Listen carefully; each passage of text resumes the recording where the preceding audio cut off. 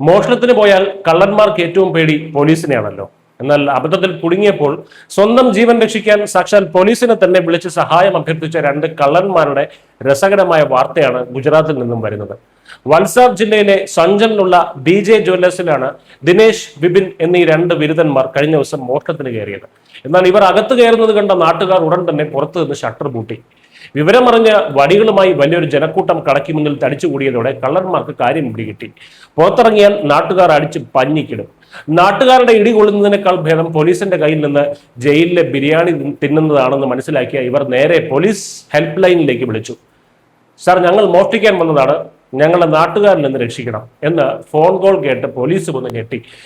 ഒടുവിൽ പോലീസ് പാഞ്ഞെത്തി ജനക്കൂട്ടത്തിൽ നിന്ന് ഈ ബിരുദന്മാരെ രക്ഷിച്ച് കസ്റ്റഡിയിലെടുത്തതോടെയാണ് കള്ളന്മാർക്ക് ശ്വാസം നേരെ വീണത്.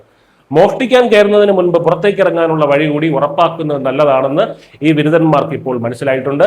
എന്തായാലും നാട്ടുകാരുടെ കയ്യിൽ നിന്ന് കിട്ടേണ്ടിയിരുന്ന ആ വലിയ സമ്മാനം പോലീസുകാർ വന്നതുകൊണ്ട് മാത്രം ഒഴിവായി കിട്ടി എന്ന ആശ്വാസത്തിലാണ് ഇപ്പോൾ ഈ കള്ളന്മാർ.